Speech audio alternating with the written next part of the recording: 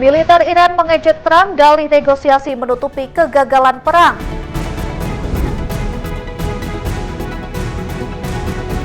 Iran klaim merudal kapal induk Amerika Serikat USS Abraham Lincoln. Iran tetapkan syarat menyetujui negosiasi dengan Amerika Serikat. Halo pemirsa, selamat datang di Mata Dunia, program yang mengupas berita dan peristiwa global dari berbagai belahan dunia. Bersama saya Ajeng Tiara, berikut berita selengkapnya.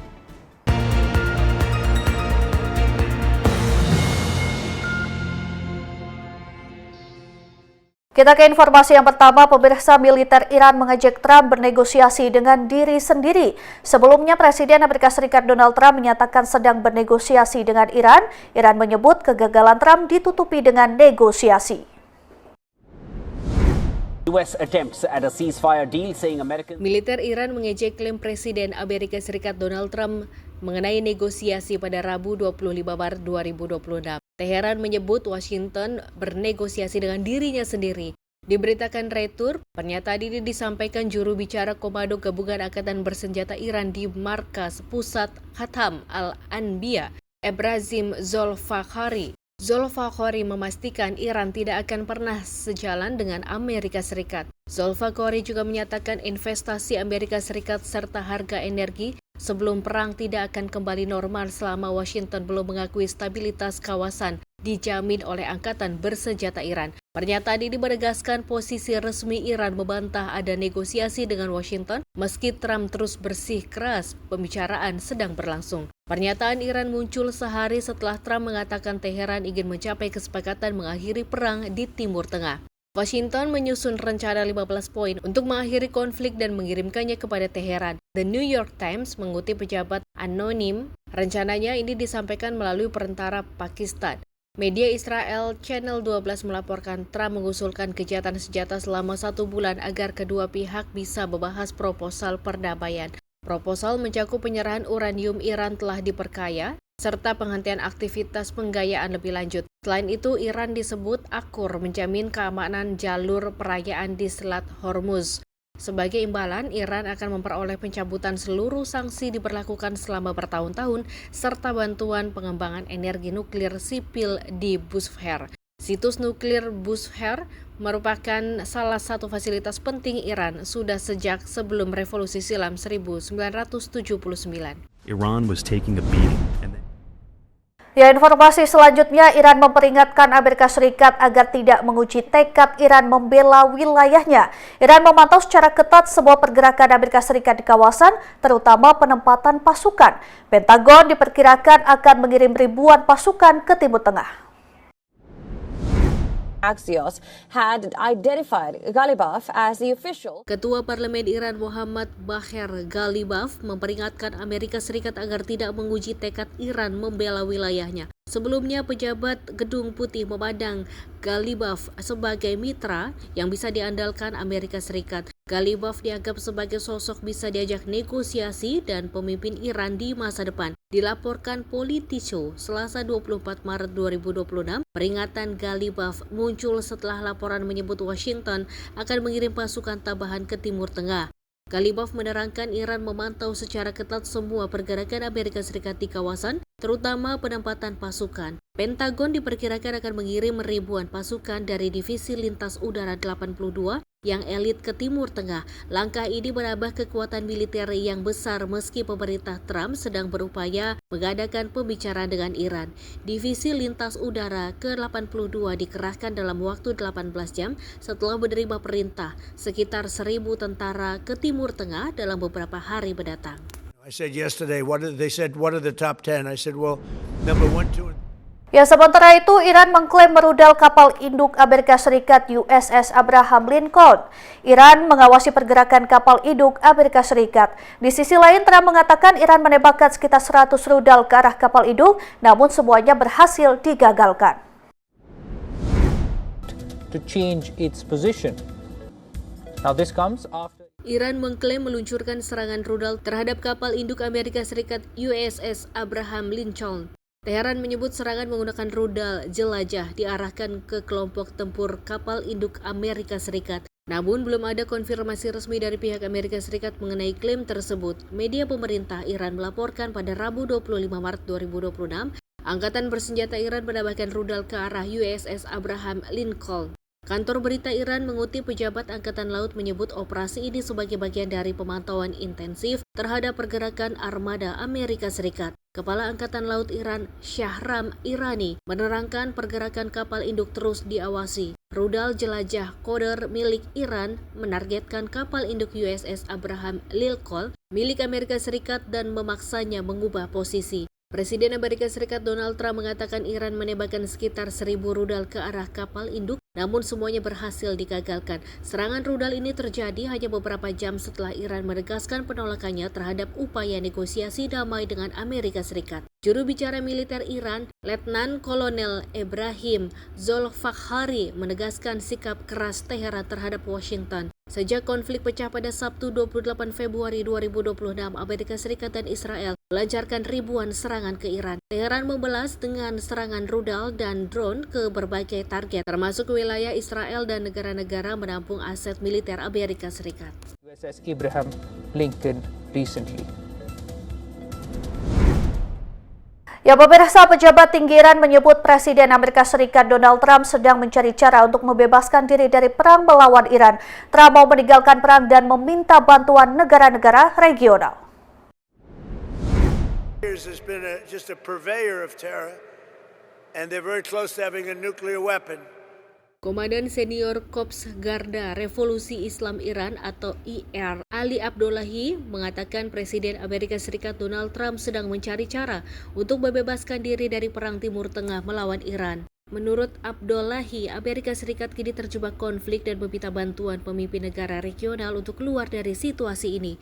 Dilaporkan Middle East Monitor, Selasa 24 Maret 2026, Abdullahi mengatakan Trump meminta bantuan para pemimpin di beberapa negara untuk membebaskan dirinya dari perang setelah menyadari realitas di lapangan dan tujuannya gagal. Abdullahi mengklaim awalnya Amerika Serikat dan Israel menargetkan menggulingkan Iran dalam waktu 48 jam termasuk rencana menyerang para pemimpin senior Iran, namun gagal karena perlawanan Iran. Pernyataan Teheran bertentangan dengan Washington. Pada Senin 23 Maret 2026, Trump mengaku menggelar negosiasi dengan Iran. Pernyataan Trump dibantah pejabat Iran. Sebelumnya, Trump mengultimatum Iran kurang dari 48 jam untuk membuka jalur Selat Hormuz. Jika tidak dituruti, pembangkit listrik Iran akan diserang. Jelang berakhirnya ultimatum, Trump mengklaim ada pembicaraan dengan Iran. We've knocked out their Navy, their Air Force, we've knocked out their anti-aircraft, we've knocked out everything. We're roaming free. From a military standpoint, all they're doing is blocking. Informasi berita lainnya akan kami sajikan usai jeda berikut ini. Tetap saksikan Mata Dunia.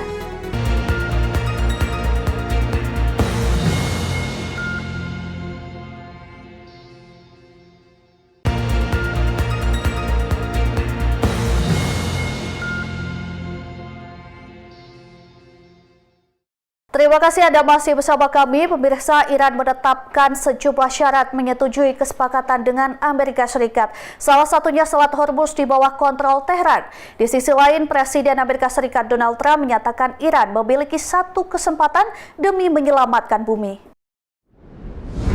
Denied any negotiations. It has said that friendly countries. Teheran menetapkan sejumlah syarat untuk menyetujui kesepakatan dengan Amerika Serikat pada Senin 23 Maret 2026. Kesepakatan ini sebagai upaya mengakhiri konflik yang sudah berlangsung sejak Sabtu 28 Februari 2026. Media Israel Channel 12 menyebut Iran mengajukan tuntutan tegas dalam pembicaraan tidak langsung yang diumumkan Presiden Amerika Serikat Donald Trump. Dilaporkan Middle East Monitor, syarat ini mencakup jaminan pertempuran tidak akan dilanjutkan. Iran meminta pengaturan baru Selat Hormuz dan menempatkannya di bawah kontrol Teheran. Selain itu, Teheran menuntut penutupan seluruh pangkalan militer Amerika Serikat di kawasan. Syarat lainnya adalah kompensasi finansial atas kerugian yang dialami Iran selama perang. Sebelumnya, Trump mengatakan Washington bernegosiasi dengan Iran selama beberapa waktu dan dalam tahap pembicaraan serius. Trump menyebut Iran memiliki satu kesempatan lagi demi menyelamatkan bumi. And I'm not going to tell you what that president is. Kabar berikutnya, pemerintah Jerman mengkritik langkah militer Amerika Serikat dan Israel di Timur Tengah. Berlin menyebut perang di Iran sebagai bentuk pelanggaran hukum internasional yang dilakukan Amerika Serikat dan Israel.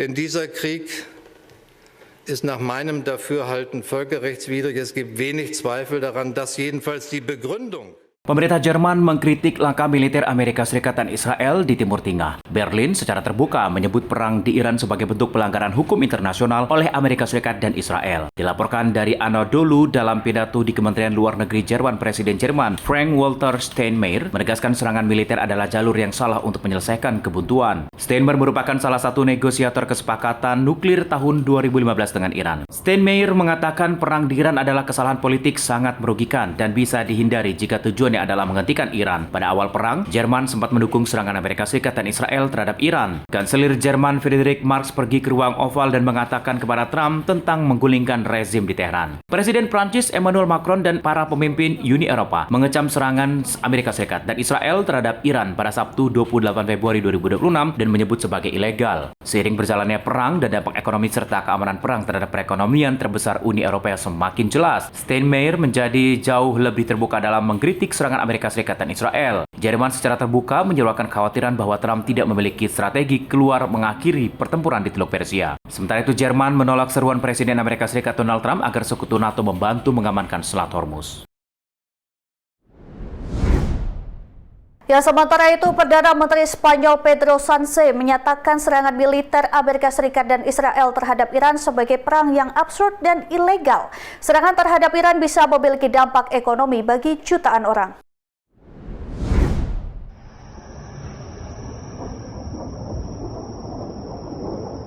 Perdana Menteri Spanyol Pedro Sánchez menyatakan serangan militer Amerika Serikat dan Israel terhadap Iran menghadirkan skenario jauh lebih berbahaya dibandingkan invasi Irak pada 2003. Diberitakan dari AFP pada Rabu 25 Maret 2026, potensi dampak perang ilegal di Irak jauh lebih luas dan lebih. Hal ini disampaikan Sánchez kepada parlemen. Sánchez melabeli konflik ini sebagai perang yang absurd dan ilegal, kejam secara kemanusiaan dan melumpuhkan target-target ekonomi, sosial, dan lingkungan global. Sebelumnya, Sánchez menolak pemerintahan Washington menggunakan pangkalan militer Madrid melawan Iran, meski Presiden Amerika Serikat Donald Trump mengancam akan memutuskan hubungan perdagangan dengan Spanyol sebagai akibat penolakan. Sánchez mengatakan invasi Amerika Serikat ke Irak pada 2003 gagal mencapai tujuan dan justru memperburuk kehidupan masyarakat biasa. Menurut Sánchez, serangan terhadap Iran bisa memiliki dampak ekonomi serupa bagi jutaan orang. Pekan lalu, Spanyol menyetujui paket besar senilai 5 miliar euro untuk mengurangi dampak ekonomi dari perang di Timur Tengah, mencakup pengurangan pajak bahan bakar.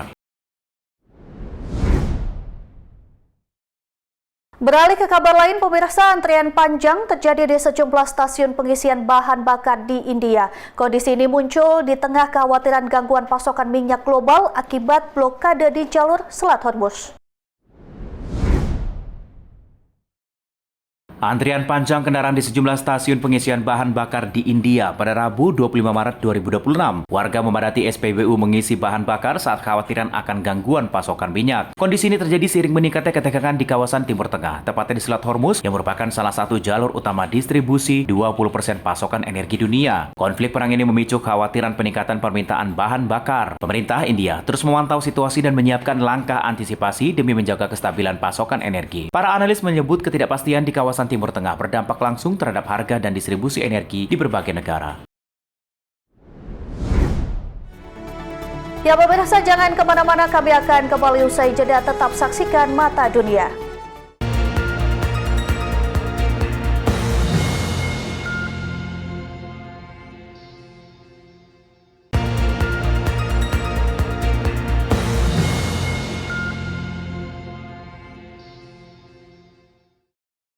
Anda kembali menyaksikan Mata Dunia. Pemirsa, di jantung Eropa Tengah terdapat sebuah negara kecil yang menyimpan kekayaan alam luar biasa. Slovenia, negeri memadukan keindahan pegunungan Alpen, kota hijau yang modern, dan dunia bawah tanah kars yang mendunia. Seperti apa keindahan negara Slovenia? Berikut tayangannya untuk Anda.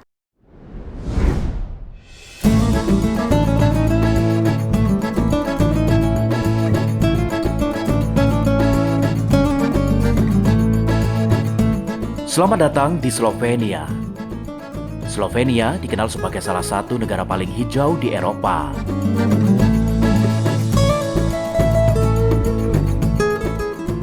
Letaknya strategis berada di pertemuan kawasan Alpen, Mediterania, dan Eropa Tengah. Kondisi geografis ini menjadikan Slovenia kaya akan pegunungan, sungai, hutan, dan lanskap karst yang unik.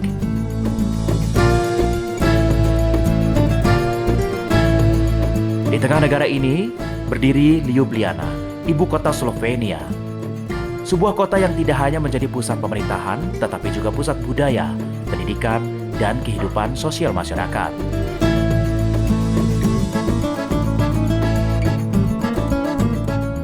Ljubljana dikenal sebagai kota yang tenang, bersih, dan ramah pejalan kaki.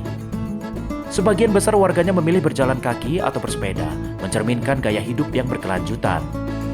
Tak heran jika kota ini pernah dinobatkan sebagai European Green Capital.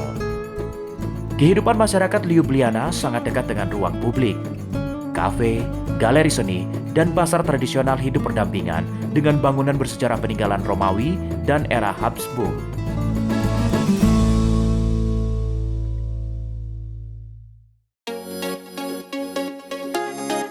Sekitar 1 jam perjalanan dari Ljubljana, terhampar salah satu ikon wisata paling terkenal di Slovenia, yaitu Lake Bled. Danau ini berada di kawasan Alpen Julian, dikelilingi pegunungan dan hutan hijau yang menyejukkan mata. Air yang jernih kebiruan menciptakan refleksi alam yang menawan, menjadikan Lake Bled seperti lukisan hidup. Di tengah danau berdiri sebuah pulau kecil yang legendaris, yaitu Bled Island. Pulau ini menjadi satu-satunya pulau alami di Slovenia dengan gereja tua yang kerap dikaitkan dengan kisah cinta dan legenda rakyat setempat. Di tepi danau, sebuah kastil abad pertengahan, Bled Castle, berdiri megah di atas tebing. Dari sini, pengunjung dapat menikmati panorama danau dari ketinggian, sekaligus menelusuri sejarah panjang wilayah Bled. Bagi masyarakat setempat, Lake Bled bukan hanya destinasi wisata, tetapi juga ruang hidup, tempat rekreasi, olahraga air, hingga tradisi kuliner khas seperti Bled Cream Cake yang melegenda. Perjalanan berlanjut ke wilayah barat daya Slovenia menuju dunia yang tersembunyi di bawah permukiman bumi, yaitu Postona Cave. Goa ini merupakan bagian dari sistem karst terbesar dan paling terkenal di Eropa. Terbentuk selama jutaan tahun oleh aliran sungai bawah tanah, Postona Cave menyimpan lorong-lorong panjang dengan formasi stalaktit dan stalagmit yang spektakuler. Keunikan goa ini terletak pada sistem wisatanya. Pengunjung dapat menyusuri bagian terdalam gua menggunakan kereta listrik bawah tanah, sebuah pengalaman langka yang hanya ada di sedikit tempat di dunia. Postona Cave juga menjadi habitat Proteus, amfibi langka yang sering dijuluki ikan manusia. Keberadaan spesies ini menjadikan gua ini penting tidak hanya secara wisata, tetapi juga ilmiah dan konservasi.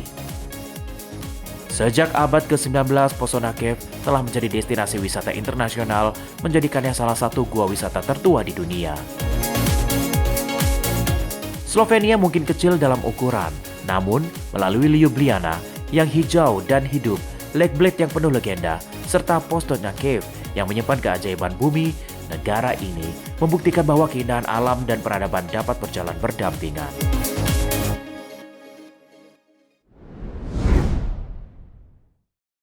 Ya pemirsa, gedung pemerintah Tokyo tampil berbeda dengan proyeksi visual raksasa bertema Pokemon. Proyeksi visual raksasa ini dalam rangka merayakan 30 tahun Pokemon Trading Card Game.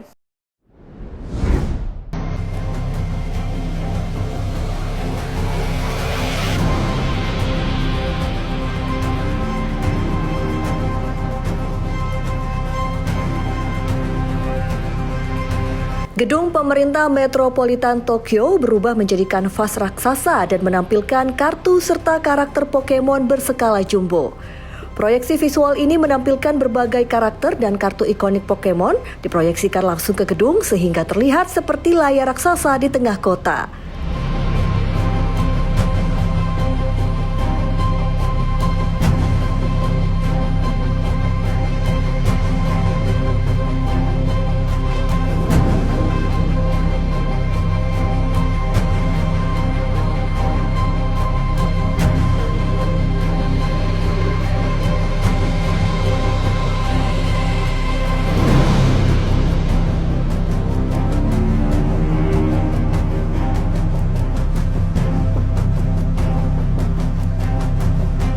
Tampilan ini menjadi bagian dari kampanye bertajuk Tokyo Luminous Night Celebrating 30 Years yang diselenggarakan pemerintah Tokyo. Sejumlah karakter favorit dan desain kartu legendaris ditampilkan kembali, menghadirkan nuansa nostalgia bagi para penggemar.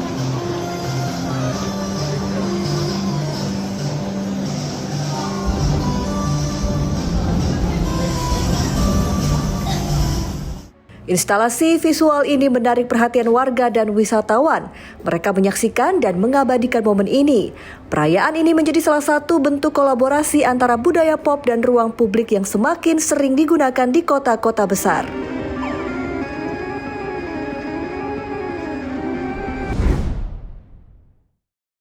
Informasi selanjutnya, film romantik komedi ikonik awal tahun 2000-an, 13 Going on 30, akan hadir kembali dalam versi remake. Kali ini, film akan dibintangi Emily Beder dan Logan Lerman sebagai pemeran utama. Film klasik berjudul 13 Going on 30 akan diremake atau dibuat ulang. Sebelumnya film ini dirilis pada tahun 2004 dan menjadi salah satu film romantis komedi paling diingat di masanya. Versi terbaru ini akan dibintangi Emily Beder dan Logan Lerman. Keduanya dipilih untuk membawa warna baru sekaligus menarik generasi penonton yang lebih muda tanpa menghilangkan nuansa asli filmnya. Kisahnya masih berfokus pada tokoh Jenna Ring, seorang remaja secara tak terduga terbangun dalam tubuh wanita berusia 30 tahun. Ia harus menjalani kehidupan dewasa yang belum pernah ia bayangkan sebelumnya. Keinginan Jenna Ring terkabul, ia berharap menjadi dewasa setelah dipermalukan di pesta ulang tahunnya. Keajaiban mengubahnya menjadi wanita 30 tahun yang sukses sebagai editor majalah, tetapi Jenna Ring menyadari kedewasaan tidak seindah yang dibayangkan. 13 Going on 30 menjadi ajang reuni bagi Brad Haley dan Emily Beder setelah kesuksesan film People We Meet on Vacation. Selain itu, Jennifer Garner merupakan pemain asli 13 on Going 30 akan terlibat sebagai produser eksekutif film Netflix ini. Brad Haley mengungkapkan rasa kagumnya terhadap 13 Going on 30 yang menyebutnya sebagai film langka dan sempurna. Brad Haley mengaku antusias menyatukan Emily Beder dengan Logan Lerman yang dinilai memiliki chemistry kuat. Meski detail cerita masih dirahasiakan, naskah film 13 Going on 30 ditulis oleh Hannah Marks dengan revisi dari Flora Grayson. Remake 13 Going on 30 pun diharapkan mampu menggabungkan cerita klasik dengan pendekatan yang lebih modern sekaligus menghidupkan kembali momen-momen ikonik bagi penonton lama maupun penikmat film generasi baru. Ya pemirsa, demikian Mata Dunia kali ini. Terus saksikan Berita Nasional TV. Saya Jentiara beserta kru yang bertugas pamit undur diri. Terima kasih dan sampai jumpa.